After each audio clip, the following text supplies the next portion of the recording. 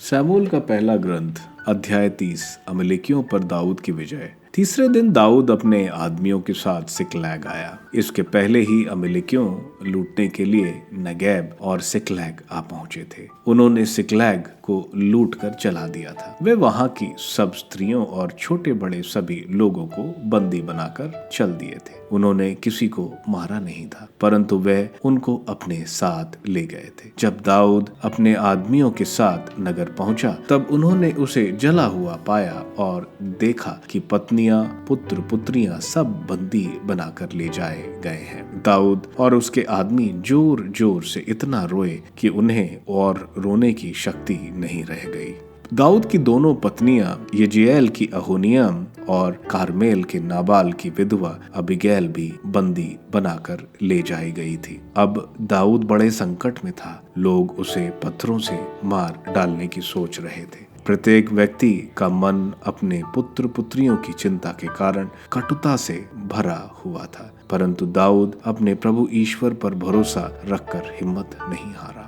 दाऊद ने अहीमेलेक के पुत्र याजक एबियातर की आज्ञा दी, मेरे पास एफाद ले आओ। एबियातर दाऊद के पास एफाद ले आया। दाऊद ने प्रभु से पूछा, मैं उस दल का पीछा करूं तो क्या मैं उन्हें पकड़ लूंगा? उसने उसको उत्तर दिया, उनका पीछा करो, तुम उन्हें जरूर पकड़ोगे और अपने लोगों को छुड़ा लोगे। इसलिए दाऊद अपने साथ के उन 600 आदमियों को लेकर चल पड़ा और बसोर नाले के पास पहुंचा, जहां कुछ लोग रुक गए। बाकी 400 आदमियों के साथ दाऊद उनका पीछा करता रहा और 200 आदमियां रुके रह गए, जो थकावट के कारण बसोर नाले के पार करने में असमर्थ थे। वहां खुले मैदान में एक मिस्त्री पड़ा मिला और उसे दाऊद के पास लाया गया।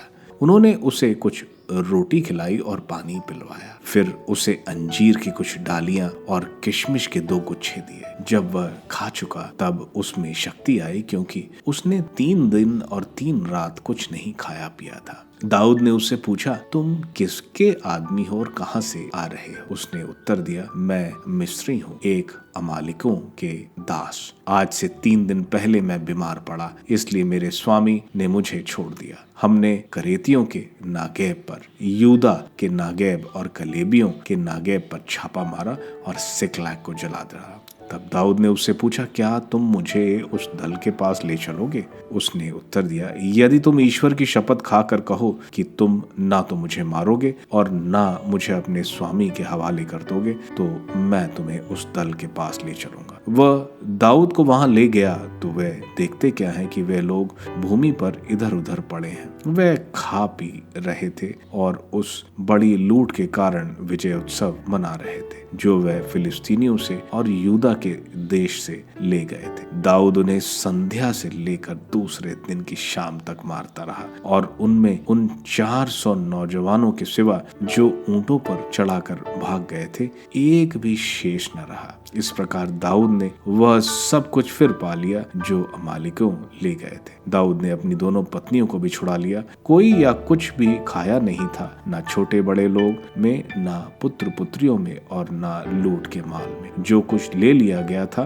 दाऊद वह सब वापस ले आया। दाऊद ने सब भेड़ गायें भी ले ली और उसके आदमियों ने उन्हें उसके आगे आगे यह कहते हुए हाका, यह दाऊद की लूट है। जब दाऊद उन 200 आदमियों के पास आया जो थकावट के कारण उसके साथ नहीं जा सके थे और जिन्हें उन्होंने बसोर नाले के किनारे छोड़ दिया था, तब वह दाऊद और उसके आदमियों से मिलने निकले। उनके पास जाकर दाऊद ने उनको नमस्कार किया। दाऊद ने आदमियों में जो दुष्ट और उपद्रवी थे वह कहने लगे, वे हमारे साथ नहीं गए थे, इसलिए जो लूट हम वापस ले आए उसमें से हम उन्हें उनकी पत्नियों और बच्चों के सिवा कुछ नहीं देंगे। वे उन्हें लेकर चलते बने। दाऊद ने कहा, भाइयों ऐसा मत करो, जब प्रभु ने हमें सब कुछ दिया, हमारी रक्षा की है और उस दल को हमारे हाथ दिया है, जो हमारा विरोध कर रहा था, तो तुम्हारी यह बात कैसे मान ली जाए? सामान के पास रहने वालों का भी उतना ही भाग होना चाहिए जितना लड़ाई में जाने वालों का। सबको बराबर हिस्सा मिलना चाहिए।